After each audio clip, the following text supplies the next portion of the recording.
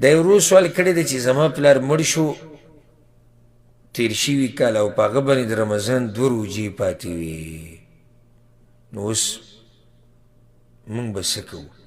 الجواب، بیمار چې روژې پې پاتې شي او دی مړ شي دا په 2 قسمه دی. یا یو انسان چې مړ شي او روژې پې پاتې شي دا په 2 قسمه دي.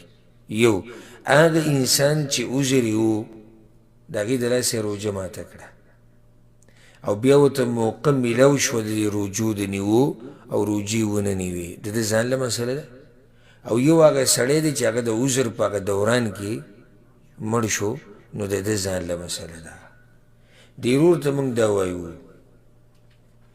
که چېرته ستاسو والد صاحب د دې روژو د کمې چې پاتې دي د دې قضا یې راوړی شوه، موقع ورته میلاو شوه، خو سستي وکړه، سبا بل سبا یې کول، تر دې چې هغه بل رمضان راغی او چې د هغې نه بعد بیا دی مړ شو، نو بیا طریقه دا ده چې په دې خپلو خپلوانو کې به یو کس د هغه د طرف نه د 2 ورځې روژې ده ونیسي. اگر که دې مسلو کې د علماو اختلاف وي، خو موږ خلاصه ذکر کوو. متفق علیه حدیث دی، من مات وعلیه صیام صام عنه ولیه. څوک چې مړ شي او په هغه باندې روژه پاتې شي، نو د هغه خپل خپلوان دي د روژې ونیسي د هغه د طرف نه.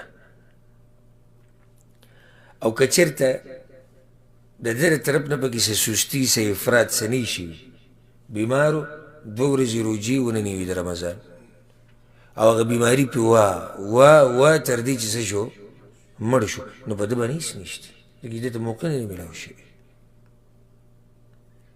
او په دغه اولني حال کې په خپلوانو باندې دا دي چې د هغه د طرف نه څه وکړي، روژې ونیسي. یا بعض علماء قول مطابق هغو ته اختیار دی که روژې نیسي او که روټۍ یا خوراک ورکوي د روژې په بدله کې، دواړه جایز دي. والله اعلم. دا یو روز سوال کړی دی چې زمونږ یو خپل دی او هغه د زړه بیمار دی او د زړه معمولي حصې کار کوي، نور زړه کار نه کوي، بیکاره دی او هغه ته ډاکټر داسې دوايي لیکلې ده چې هر 4 ګنټې بعد به دا دوايي لازم خوري. نو آیا د ده نه روژه ساقطه شو که نه؟ الجواب بلکل ترې ساقطه، دې کې شک نشته، د ده نه روژه ساقطه ده او د هرې ورځې په بدله کې به یو مسکین له خوراک ورکوي، د هرې ورځې په بدله کې به یو مسکین له خوراک ورکوي. بیا دا د ده مرضي ده. دا مې یو طریقه تاسو ته ذکر کړم. که څوک داسې چل کوي چې دې کې شرط دا دی چې ورځ به تېره شوي هله به هغې دغه ورکوي، یعنې د هغه ورځې نه مخکې نه شي ورکولی،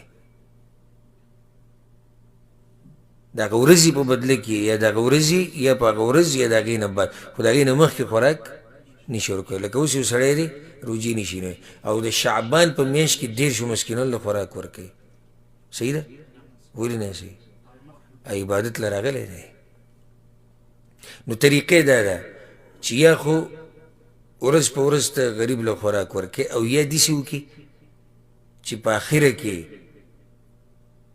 دا ټول غریبانان را جمع کړي، که هغه 30 دي که یو کم 30 دي یا که کم وي د دې نه دا را جمع کړي او دوی له په یو ځای روټۍ ورکړي، دا هم جایز دي. والله اعلم. او الله سبحانه وتعالی د دې بیمار له او ټولو بیمارانو له دې الله شفا ورکړي.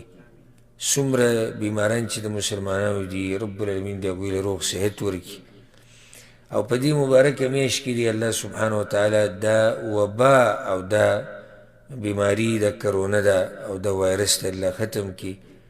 خصوصا زموږ په ملکونو کې بیا دې بیمارۍ ډېر زور کړی، نو الله سبحانه وتعالی دې هلته چې کوم بیماران دي په هغوی د الله خپل خاص رحم وکړي او په دې مبارکه میاشت کې د الله سبحانه وتعالی هغوی له روغ صحت ورکړي او کوم چې د دې بیمارۍ د لاسه مړه شوي دي رب العالمین دې هغوی وبخي او الله سبحانه وتعالی دې ورته د شهادت مقام ورکړي.